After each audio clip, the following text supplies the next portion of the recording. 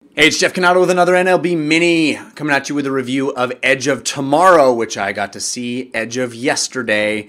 It's the new sci-fi film from Doug Liman and Tom Cruise. I'm a big fan of both of those guys. And say what you will about Tom Cruise's sort of identity in the public media, the guy delivers. The guy has awesome movies and is always solid and is almost always picking fantastic projects. Doug Liman, awesome as well. I mean, he's the guy responsible for The Bourne Identity, for Go, for Swingers, for Jumper, which I think is really underrated. And Edge of Tomorrow lives up to the pedigree of both of those guys.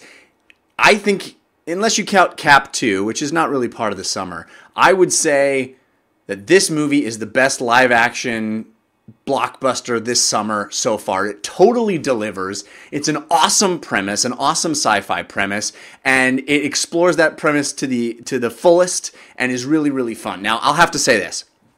I was really bummed, actually, that I went into this movie even knowing the premise, because there's a little while until it sort of happens.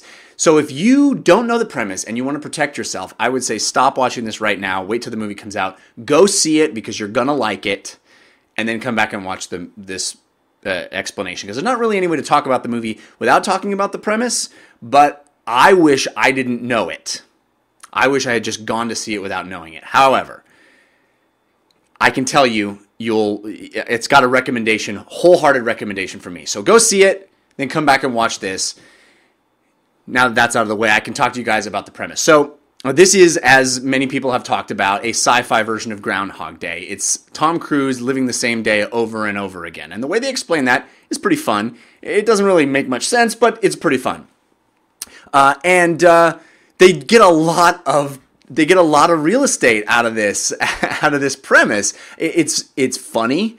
The idea is that every time he dies, he wakes up and gets to do the same day over again. Now, I'm a huge fan of Groundhog Day, and this definitely feels like an homage. I mean, the main female character is even named Rita, which I have to assume is a shout out to Groundhog Day.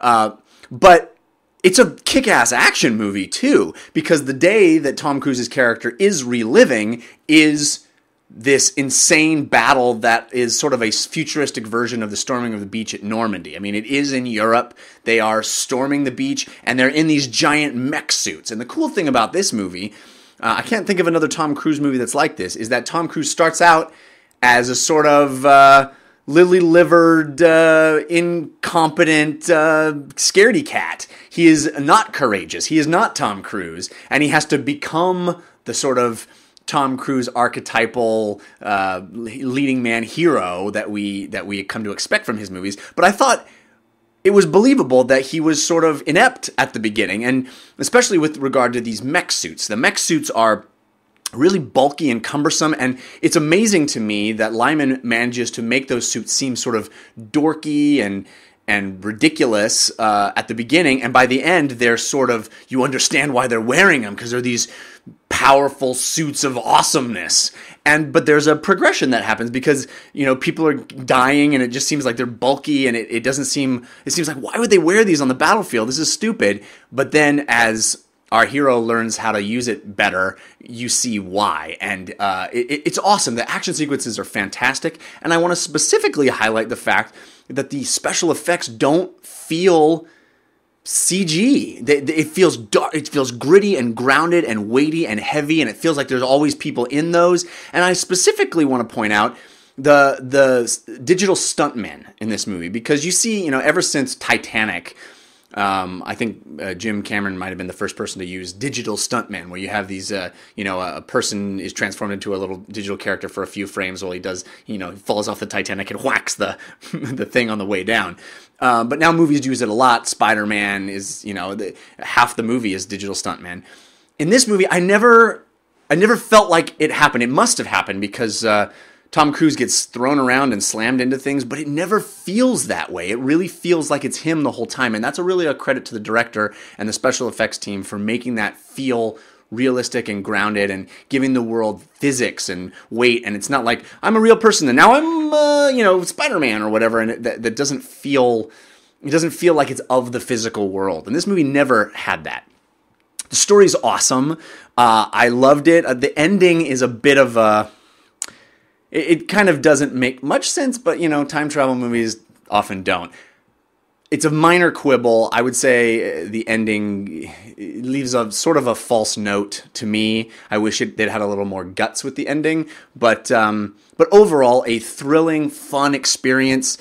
I was laughing. I was hooting and hollering when some cool stuff happens. They do a really fun thing with that Groundhog Day premise. I don't remember in Groundhog Day ever being thrown into a moment for the first time as the audience that the main character had been at numerous times. But they do that in Edge of Tomorrow because he's living the same day over again, and sometimes we will see it for the first time, but he's been there hundreds of times already. And that's really fun because you never really know if he's been there before or if he's sort of BSing the other characters and trying to convince them that he's been there before.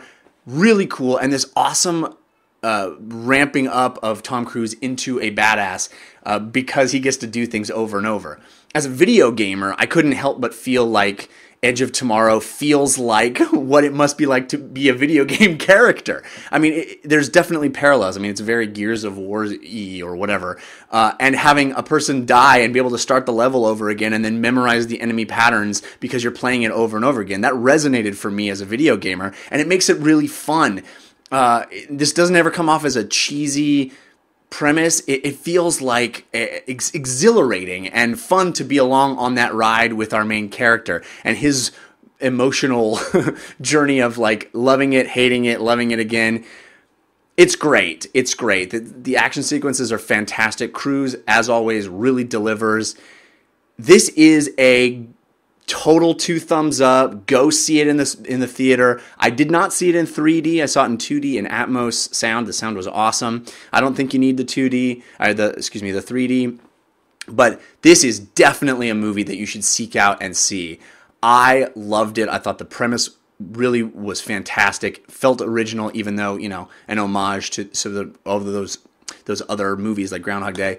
But man, I'm just rambling at this point because I dug this movie. I dug Liman to this movie.